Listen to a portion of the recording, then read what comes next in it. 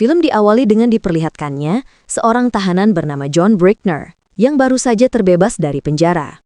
Di situ diketahui John dipenjara karena telah mengeksekusi seseorang beberapa tahun lalu. Dan berkat kelakuan baiknya selama di penjara, kini John, yang sebelumnya mengajukan banding, akhirnya mendapat pembebasan bersyarat. It's yours forever. Never thought. I see. So tell me. Become a productive member of society. Lalu untuk memenuhi kebutuhan sehari-harinya, John mencoba melamar pekerjaan sebagai seorang tukang bangunan. Meski mengetahui bahwa John adalah mantan narapidana, mandor bernama Sullivan tetap menerima John untuk bekerja. Don't even think about fucking with me. Don't ask questions. Go up to 8 and talk to Mike, all right? Malam harinya, John mencoba menenangkan diri sambil bersantai sejenak di sebuah bar. Di tempat itu, John melihat pelayan bar sedang dilecehkan oleh seorang pria. Tanpa benak pikir, John langsung menolong wanita itu dan menyuruh pria tersebut segera pergi dari sana. Apologize to the lady. Melihat tindakan John, pemilik bar pun langsung menaruh respek. Ia kemudian menawarkan John pekerjaan sebagai petugas keamanan di bar miliknya. Sejak saat itu, John menjalani 2 pekerjaan setiap harinya. Walau terasa sangat melelahkan, John yang benar-benar membutuhkan uang tidak terlalu memikirkan hal itu. Bridger. Karena dirinya masih berstatus bebas bersyarat, maka setiap seminggu sekali John harus melaporkan semua kegiatannya kepada seorang petugas yang memang ditugaskan untuk memantau kelakuannya. Piss clean. Good job. Yeah, you think 8 hours a week? It's killing me. So, how's it been going? Keesokan harinya, pelayan wanita bernama Frankie dan pacarnya yang bernama Reno melihat John berhasil memisahkan 2 orang pria yang sedang ribut di bar tersebut.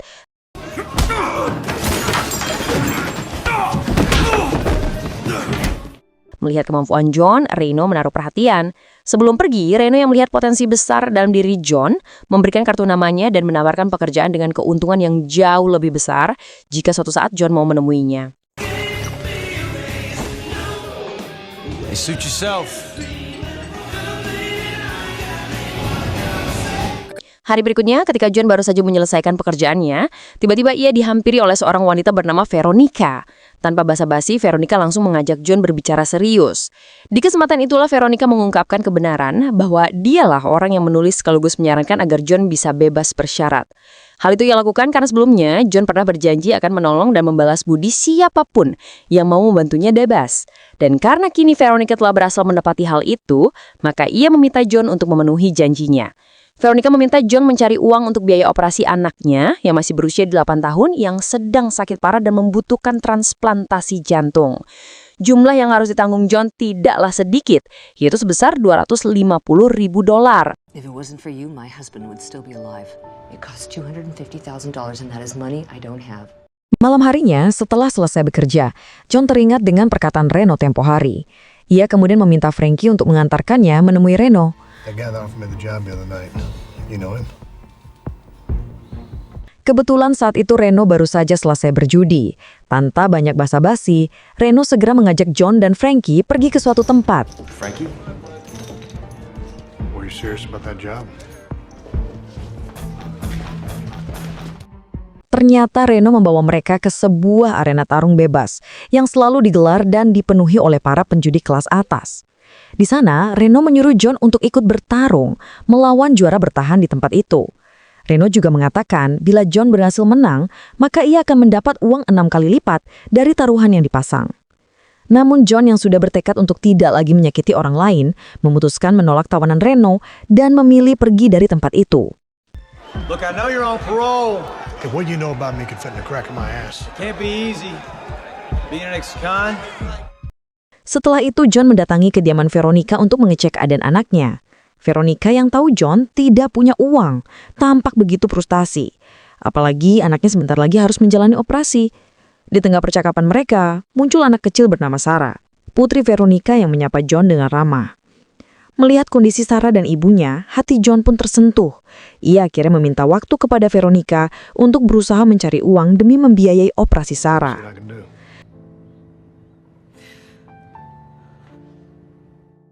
Sementara itu di tempat lain, Reno bersama Frankie mendatangi sebuah toko jual beli barang bekas milik seorang pria bernama Dewi. Kedatangan mereka bertujuan untuk menjual cincin pernikahan milik kedua orang tua Reno. Namun karena Dewi hanya memberikan harga tidak masuk akal, Reno akhirnya mengurungkan niatnya untuk menjual cincin tersebut. You bring them to me, I'll make you a good price. Look, he's just clearing his throat, all right? Sementara itu, John yang sedang bekerja, dia pun dihampiri oleh Sullivan yang langsung memarahinya karena John tidak becus dalam pekerjaannya. Sullivan yang terbawa emosi pun justru memecat John. Dan seketika itu juga, Sullivan terkena serangan jantung. Beruntung karena John segera memberikan pertolongan pertama, nyawa Sullivan pun berhasil terselamatkan. Meski John membuat beberapa tulang rusuk Sullivan retak. Come on! Come on! Cracked 7 of his ribs, too. Malam harinya, John yang baru saja dipecat oleh Sullivan, dia pun mendatangi kembali tempat tarung bebas. Tepat di hadapannya ada Frankie dan Reno yang sedang menyemangati petarung mereka. Setelah selesai pertarungan, Reno dan Frankie pun menghampiri petarung mereka yang bernama Big Fella ini sudah tidak bisa lagi melanjutkan pertarungan. John yang tidak punya pilihan lain pun menyarankan dirinya untuk ikut bertarung.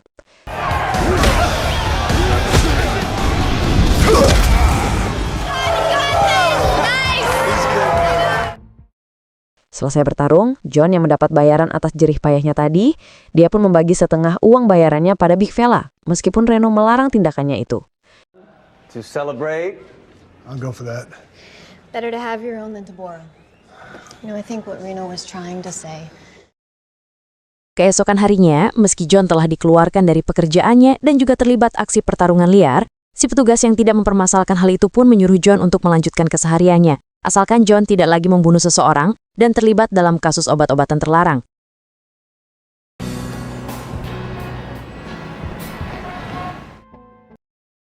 Kemudian sepulangnya ke rumah, John dikagetkan dengan kehadiran Reno dan juga Frankie yang telah berada di kediamannya. Ternyata maksud kedatangan mereka ke sana untuk mengajak John mengumpulkan uang yang mereka punya untuk digunakan sebagai taruhan. Semua itu untuk mendapatkan keuntungan yang lebih besar, dan agar rencana mereka berjalan dengan lancar, Reno meminta John untuk tinggal bersamanya dan menghampiri Deacon yang bertanggung jawab atas jalannya pertarungan. He's always in a good mood first thing in the morning. Then we're gonna go see the deacon. Tetapi tampaknya Deacon yang sudah tidak percaya dengan perkataan Reno yang kerap kali berbohong dan mengkhianati banyak orang, tentu saja tidak mau mengikuti permintaannya. Dengan begitu, agar uang mereka cukup untuk bertarung dalam zona yang lebih besar, Reno terpaksa menjual cincin kawin kedua orang tuanya pada Dewey. You're getting a good price here, young man. Because he might take an interest. Anybody make my price? Setelah itu, Reno mengajak John dan Frankie ke dermaga, di mana tempat pertarungan kali ini sedikit berbeda karena adanya anjing di sekitar area pertarungan. Agar John bisa bertarung, Reno menghampiri pemilik tempat di sana yang bernama Nestor. Namun sayangnya, karena Reno tidak kunjung membayar hutang-hutangnya, Nestor berniat untuk menghabisi Reno saat itu juga. Beruntung, John yang melihat hal tersebut segera menghampiri mereka. Pada kesempatan itulah, John mengajak Nestor untuk bertarung, di mana jika John menang dalam pertarungan, Nestor harus membayar mereka sekaligus menghanguskan seluruh hutang Reno. Akan tetapi, jika John kalah, Nestor diperbolehkan membunuh Reno, sementara seluruh hutang Reno akan John tanggung sendiri. Mendengar tawaran yang cukup menarik itu, Nestor pun menyetujui kesepakatan tersebut.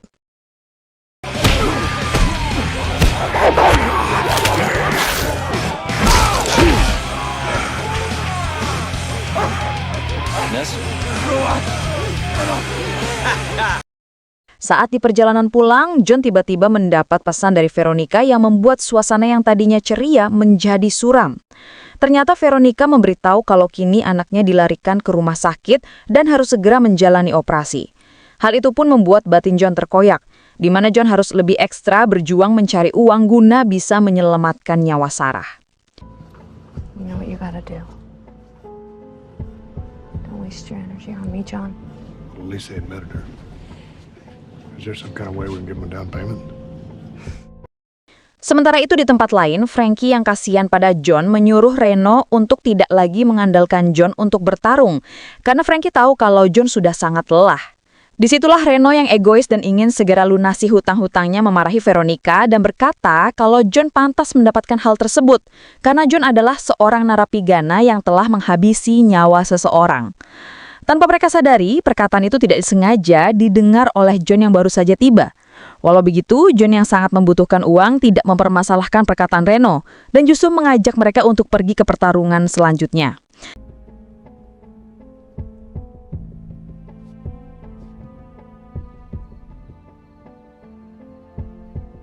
Sejak saat itu, hari demi hari, John lalui dengan penuh pertarungan melawan banyak sekali lawannya di berbagai tempat.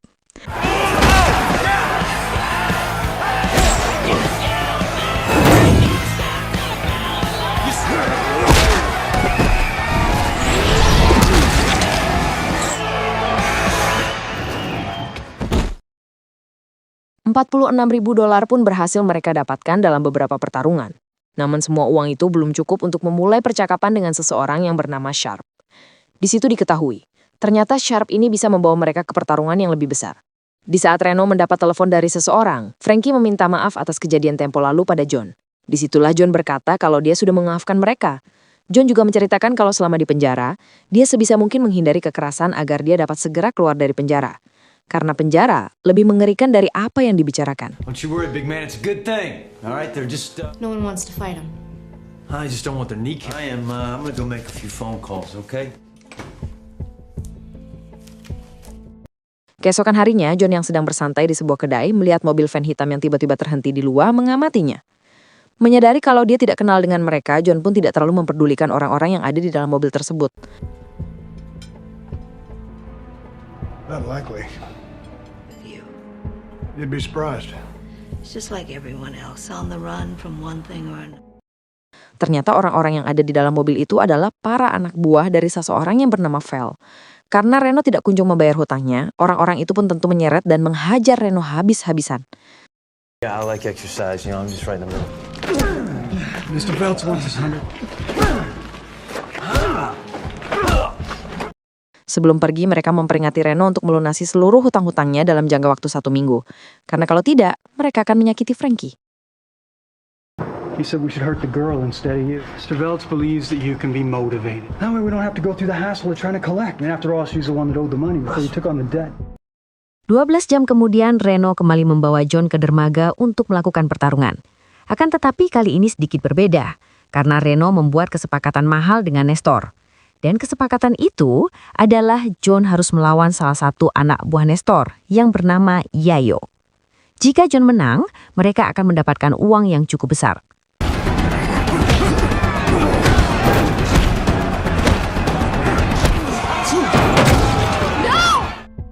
Dalam pertarungan kali ini, John harus mengeluarkan tenaga ekstra karena Yayo tampaknya sangat kuat.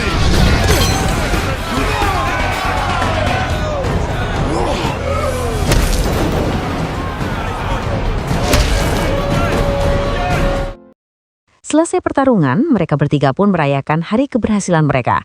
Tetapi di tengah kebahagiaan itu, tiba-tiba John mendapat telepon yang mengharuskan mereka segera pergi ke kediaman Veronica.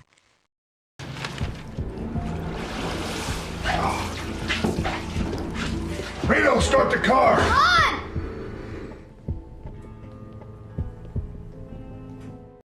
Secara mengejutkan ketika sampai di kediaman Veronica, Veronica yang putus asa berniat untuk mengakhiri hidupnya karena tidak mampu membayar biaya operasi anaknya yang harus segera dilakukan. Untungnya, sebelum terlambat, mereka bergegas membawa Veronica ke rumah sakit dan berhasil menyelamatkan nyawanya.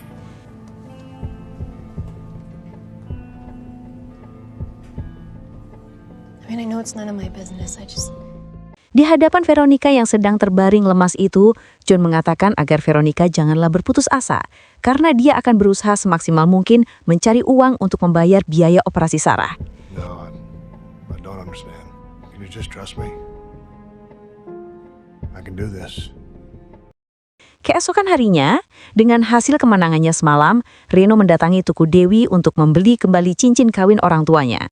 Namun sangat disayangkan, Dewi yang mendapat bayaran 2 kali lipat dari harga jualnya ternyata sudah menjual cincin tersebut. Akhirnya, Reno yang sangat menginginkan kembali cincin itu pun tampak kecewa dan memarahi Dewi karena sudah menjual cincin kawin kedua orang tuanya. I mean, who in their right mind would sell something with such That's some real scumbag shit. Karena biaya transplantasi jantung tidaklah murah, Reno yang sudah tahu akan hal itu pun berkata pada John kalau Nestor menginginkan sebuah pertarungan lagi. Jika John mau menyanggupinya, mereka akan mempertaruhkan semua uang yang mereka miliki guna mempercepat mereka semua untuk menyelesaikan permasalahan mereka masing-masing. Do you want me to set it up or not? Set it up. Karena John menyanggupinya, mereka pun datang menemui Nestor yang kini bersama salah satu orang anak buahnya yang bernama Jamie yang akan bertarung dengan John. Melihat uang taruhan yang sangat besar, Nestor sempat menolak taruhan tersebut. Akan tetapi karena Jamie terus memaksanya, Nestor pun menyanggupi tantangan Reno. Let's go. Fine. Ketika Reno sedang buang air kecil, dia dihampiri kembali oleh beberapa anak buah Val yang menagih hutangnya. Disitulah Reno berkata kalau mereka akan segera mendapatkan uangnya setelah pertandingannya nanti. Sebab Reno percaya kalau John dapat memenangkan pertarungan. Oleh karena itu mereka semua disuruh menunggu sampai akhir pertarungan tiba. Now my guy, he is a lock. Look, I put all my money on the fight. But this is gonna get very ugly. Plus interest. Pertarungan pun akhirnya digelar, di mana kali ini John terlihat sangat bersemangat dan dapat membuat lawannya ketar-ketir.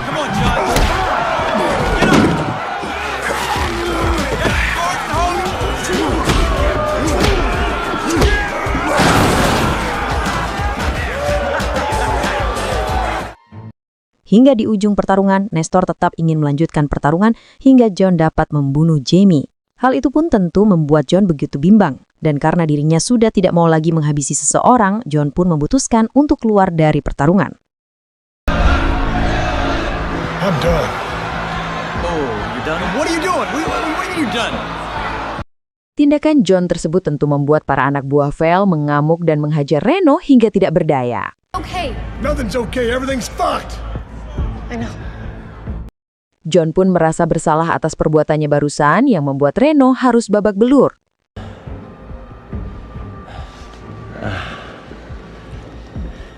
Di tengah perjalanan, Reno pun berkata kalau dia mempunyai hutang pada Val sebesar $150.000.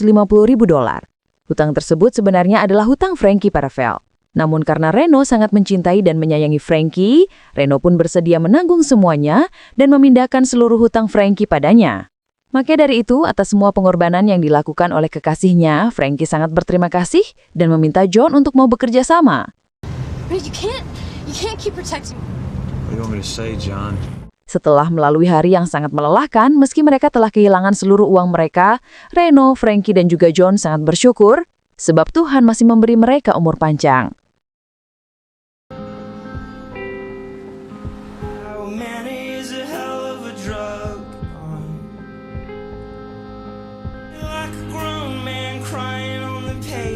Hingga di tengah keputusasaannya, John yang sedang bersantai di sebuah kedai kembali dihampiri oleh anak buah Val.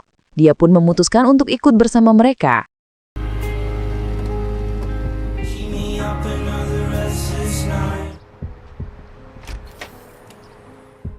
Ternyata, mereka membawa John ke hadapan Veld langsung. Karena Veld ingin berbicara empat mata dengan John. Ternyata, Veld ingin berterima kasih pada John karena John telah menyelamatkan adiknya yang merupakan mantan atasan John. Tidak lain adalah Sullivan. John yang baru tahu kalau Sullivan adalah adik dari Veld pun tampak kaget. Maka dari itu, sebagai balas budi, Veld menyuruh John untuk mengatakan satu hal apapun yang dia mau. Disitulah John berkata kalau sebenarnya dia membutuhkan uang untuk biaya operasi anak kecil di mana ibunya sendiri telah membantunya keluar dari penjara. Tetapi di samping itu, John yang tahu kalau Reno mempunyai hutang pada Veld, tentu menginginkan Veld untuk menghanguskan semua hutang tersebut. Mendengar hal itu, Veld hanya tetap menyuruh John untuk memilih mana yang lebih berarti baginya.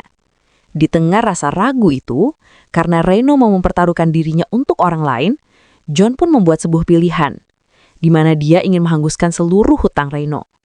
Masalah operasi Sarah, dia akan mencari jalan keluarnya sendiri untuk mengatasi hal itu. Yeah, sure. Clear as tab.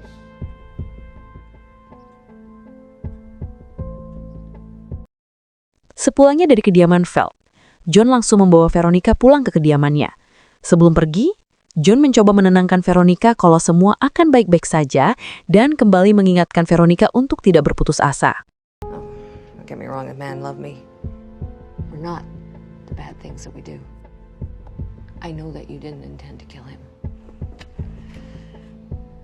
John yang sedang bingung pun memutuskan untuk pergi mendatangi Deacon. Karena John merasa kalau Deacon, yang merupakan mantan seorang pendeta, dapat membantunya mengatasi masalah yang sedang dia alami.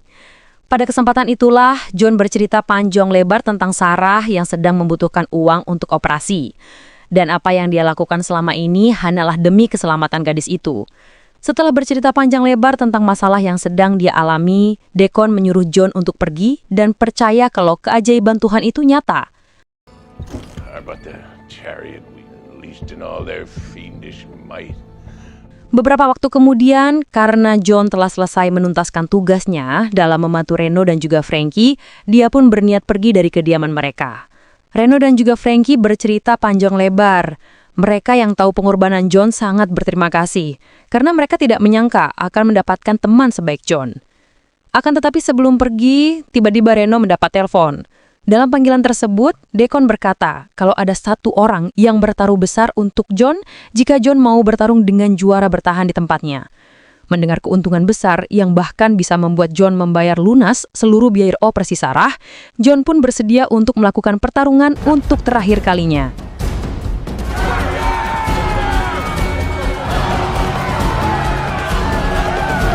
Malam itu, pertandingan pun dimulai, di mana John harus bertarung melawan juara bertahan di tempat tersebut, yang bernama Wilson.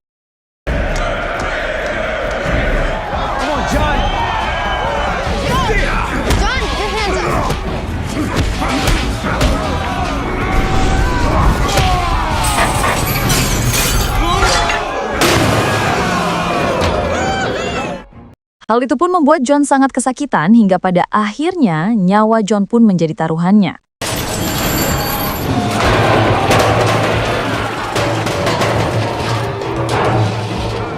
Dengan kejadian tersebut, Deacon dan yang lain memutuskan untuk menghentikan pertarungan dan memutuskan kalau Wilson adalah pemenang dalam pertarungan itu. Akan tetapi secara mengejutkan, John tiba-tiba bangkit dari sela-sela kecil dan menentang Wilson untuk bertarung hingga akhir.